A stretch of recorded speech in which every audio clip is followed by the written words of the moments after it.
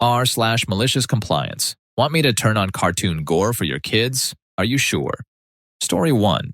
My brother and I aren't on the best of terms. I envy people with good relations with their siblings because being around my brother is just draining. He seems to follow 2 very strict rules.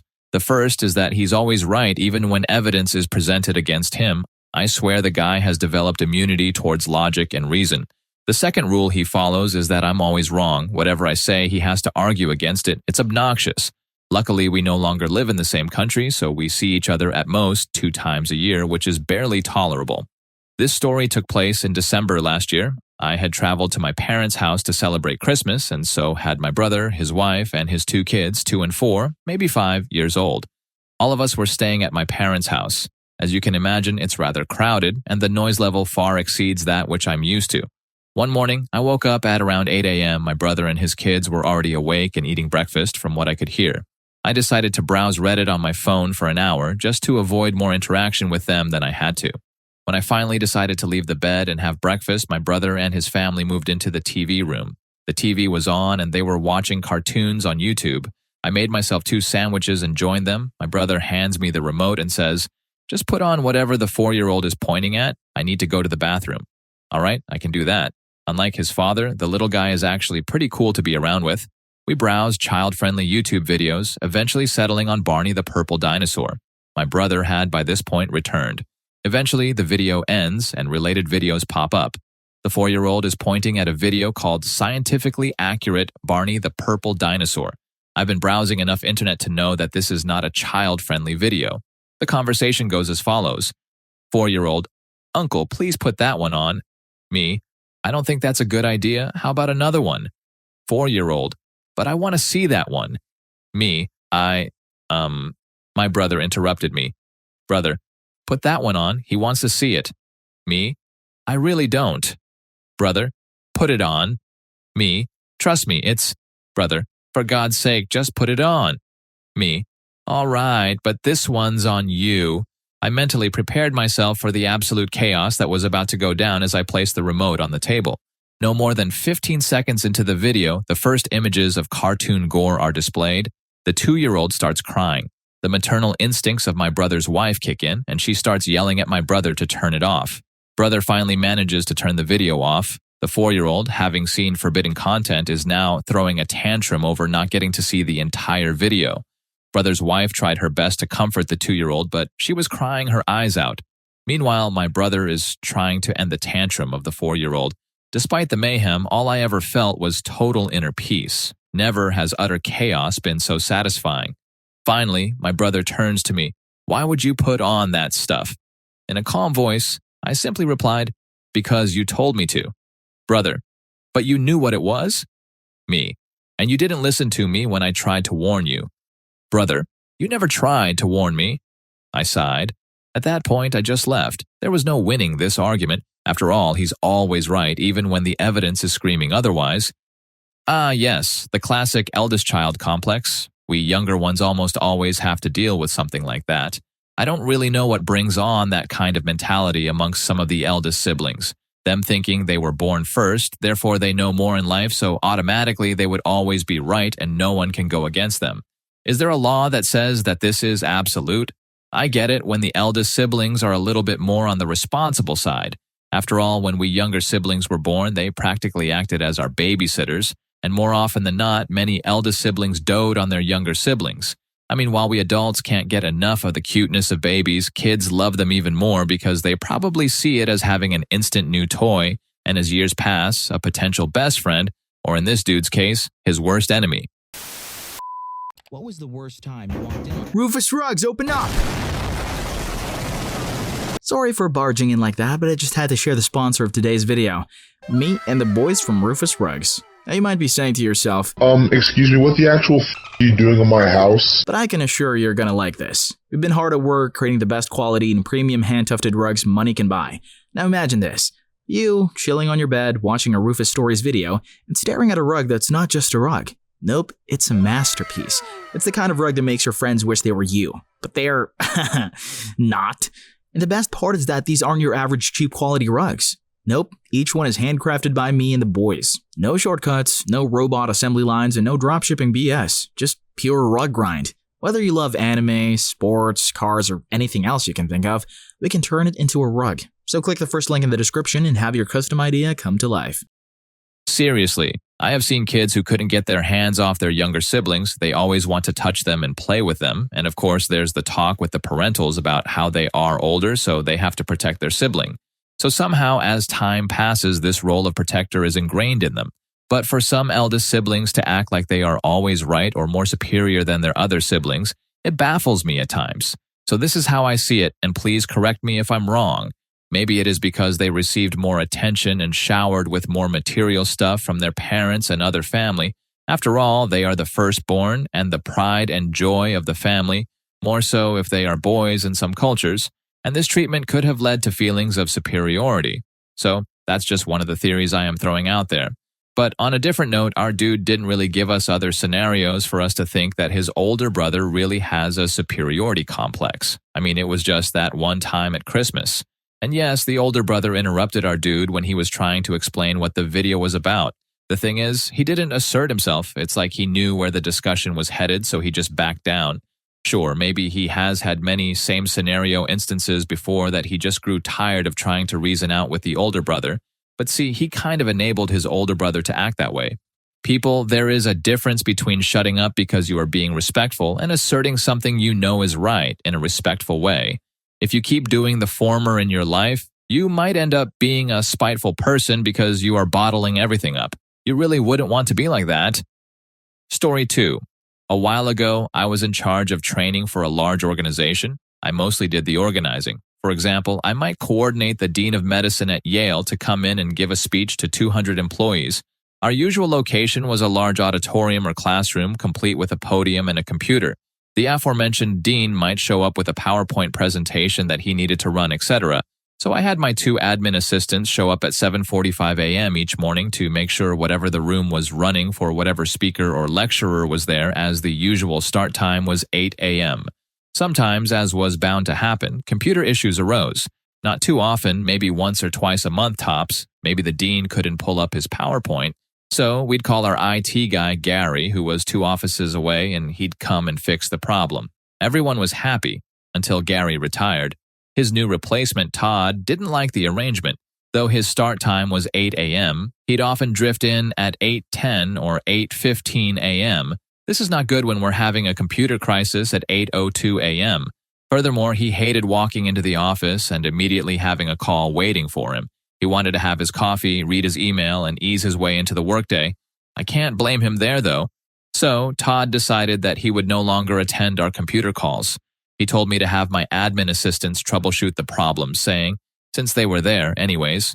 He was pretty hardcore about this, until I pulled out the job description of my assistants and nowhere did it say that computer repair fell under their workload. I then showed him his job description, where it said that computer repair was. Enter malicious compliance on Todd's part. You want me to attend? Okay, then we do it by the books. No more calling me directly. You need to call the central helpline and then have them open a user ticket. Then I'll attend. I pointed out the foolishness of this. It's 7:54 a.m., I have the Dean of Medicine of Yale, and he can't work his PowerPoint. I need it fixed now. I can't spend 15 minutes waiting on hold for the next available help desk agent, then 15 minutes explaining the problem to them, then have them open a ticket and send it to Todd, then another 20 minutes before Todd opens and responds to the ticket. We can't have 200 people sitting for 45 minutes waiting on Todd. Too bad, he said with a smirk. Those are the rules, or you could just have your admin ladies fix the problem. I tried one last-ditch effort to reason. When the CEO is going to give a speech and the computer shorts out, he doesn't have to wait 45 minutes. So, obviously, you can make exceptions. Common sense says this should be 1-2. Nope, Todd said. The CEO's staff do what's called a preemptive ticket. They submit it ahead of time and have me there on standby in case things do go wrong. So, yes, even he has to do the ticket process. Okay, Todd, I see your malicious compliance and raise you one of my own. The next morning, I sat with coffee in hand and waited, smiling in anticipation. Sure enough, my door burst open with a furious Todd. What the heck is this? He snarled, waving a printout. I had submitted preemptive tickets for every day for the next 3 months, requiring Todd to be at my training room at 7:45 a.m. every day. just in case there was a computer emergency. Even better, I had contacted his boss's boss and received authorization to change Todd's work schedule due to operational requirements, so he would now be required to work 7 to 3 instead of 8 to 4. Or you could just pick up the stupid phone when I call and come over. We agreed that the ticket process would not be necessary and he would show up as needed.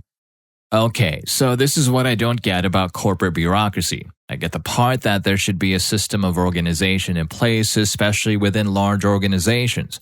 I mean, if there is no hierarchy, leaders won't be as effective, right? The organization should be broken down to specific subdepartments that specializes in different functions. This way, all the necessary processes can and should be handled by people specialized in dealing with those issues. Yes, it is bothersome, but it effectively does the job. The thing, though, is sometimes, and it depends on the situation, these rules can be bent if you know how to deal with it. I applaud our poster being level-headed and playing the bureaucratic game oh so well. Armed with her snarky wit, she rose above Todd, the self-proclaimed guardian of job descriptions. He may have been trying to stick to his job description, but he wasn't really sticking to company policies. I mean, his job starts at 8 a.m. and yet he leisurely lounges with his coffee before starting his work? Come on, Todd. I bet that won't be in your job description, and yet he has the gall to demand that they stick with the processes. Dude, you're not even sticking to your working hours, and there was no reasoning with him because of his sacred coffee hour. Hey Todd, you are not the only IT guy out there. What with the whole world going digital, there are tons of people who may be better than you. Your sacred coffee hour is not going to give you job security, period. People, when your company has specific working hours, be there and work. The company is paying you to be productive, not to take your morning coffee before you start working or hop on to the next cubicle for a morning round of gossip. Have a little bit of a conscience. Now back to our poster, she could have played the I am higher up in the chain of command than you card. After all, if she had admin assistants, she was probably a team leader or a manager type. But instead of putting on air, she hatched a fiendish plan coupled with clever maneuverings that left Todd with no choice but to bend the rules and accept the reality of his responsibilities in the company or live out the nightmare of 6:30 a.m. alarms.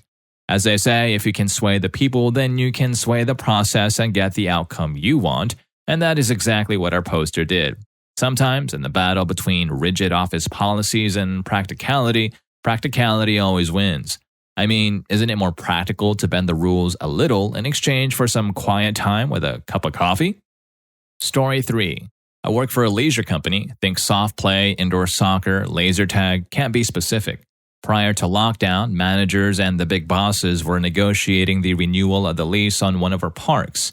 Things were going mostly smoothly, however, the landlords were difficult to contact. Then in 2020, the pandemic hit. All of our sites were closed and everything was thrown into a mess. Negotiations began to slip down the priority list. Nobody thought the landlord would push an eviction for an expired lease during this period, especially with it still getting rent. We were wrong. A few days ago, we received a letter saying we had 7 days to leave the premises and take everything with us. We were reminded that anything left in the building after 7 days will become the landlord's property. That line is very important. Now, a lot of construction goes into installing our equipment into a new building, which makes emptying one even harder.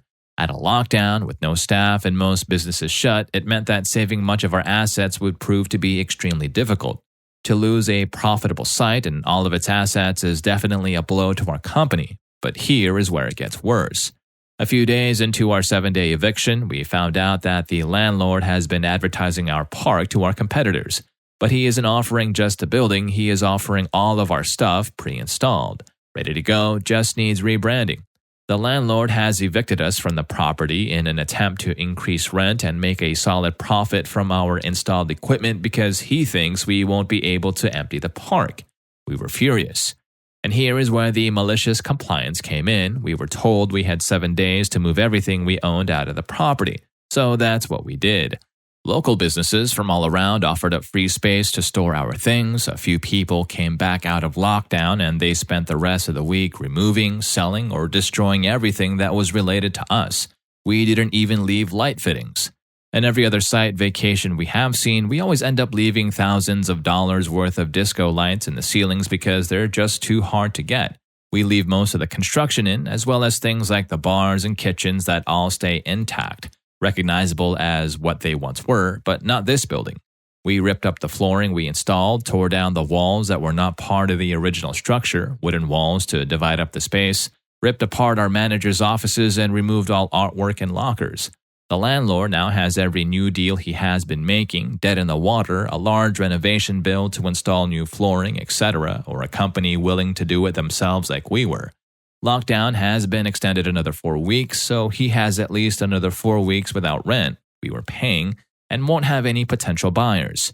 Silver lining, the assets we got out of the site, fridges, TVs, equipment, food, tables, have all been sold, and the lack of rent and additional income has helped the business and paid staff wages. We handed in the keys, and it was probably the quickest handover we've ever had. The landlord clearly didn't want to make any kind of conversation, and there was definitely an elephant in the room, but he definitely said nothing about the lack of our equipment. Complications did arise when we went to get back various deposits, but he had no case to withhold the deposits from us, as the building was in excellent shape. We had conducted much of the maintenance work ourselves, so the building was in a significantly better condition than we found it. We also cleaned up 99% of the rubbish and dirt from our demolition crusade, so he couldn't bill us for cleaning. A very minor bit of pressing from our legal team meant that we received everything owed back in full. The building is still vacant, and as of yet, we don't know of any potential buyers. At this moment, our company is still standing despite the pandemic closures and lack of business. Staff are all still employed and doing well. I can't stress this enough, the importance of empathy, fairness, and decency in handling business dealings. Had the landlord's actions not been short-sighted, inconsiderate, and ultimately self-destructive, had he shown a little bit of grace and empathy, especially at a time when businesses and even just normal people are trying to grab at anything to maintain normalcy in their lives, things would have probably turned out differently. When the pandemic hit in 2020, the whole world was thrust into a state of uncertainty. But contrary to the actions of the landlord, most people chose to prioritize understanding and compassion. It wasn't really each man for himself. At first, maybe, we saw footage of people fighting over rolls of tissue as if their lives depended on it. There were some who probably closed and even locked their doors on neighbors knocking, asking if they have, say, a little bit of sugar because they ran out. I mean, God forbid their cookies won't be perfect if they spared a couple of tablespoons of sugar to someone else. But as we realized that the whole world was in chaos and hundreds of thousands of lives on a daily basis, that couple of tablespoons of sugar seemed insignificant. But then we see a handful of these clowns who still chose a different path. Seeing as the future of leisure companies was bleak and he would eventually lose rent if the business goes bankrupt, he thought he'd make easy money if he evicts them and threatens to seize their properties. Obviously, the landlord was oblivious to the fact that, for one, an immediate eviction within a tight time frame and during a lockdown was unreasonable. He even disregarded the fact that the business had invested significant resources in installing equipment and constructing the space to meet their specific needs. Given that there was a lockdown and that the landlord thought the business might go under because of all the closures, I wonder what made him think that selling the assets of that business would earn him a profit. I don't quite get that part. With all the uncertainty during the pandemic, who would want to open a new business when everybody is in lockdown? Where would they get their customers from? That was a very stupid idea. It's a good thing that the posters company decided to go about the eviction the way they did. Yes, it was bothersome and probably a little heartbreaking to destroy what your company has built just to antagonize the landlord, but I can bet that it felt good when you saw that the landlord's greediness backfired spectacularly. I am glad that the posters company was able to recoup some of the losses. Despite the hurdles, the business survived and the staff remain employed. I hope this story will serve as a reminder that treating others with kindness and understanding often yields better results than pursuing profit at any given time. I hope you enjoyed the video, and if you made it this far, I'm sure you'll also enjoy rSlashProRevenge. This teacher is tired of your Story 1 was wild. I'll see you in that video.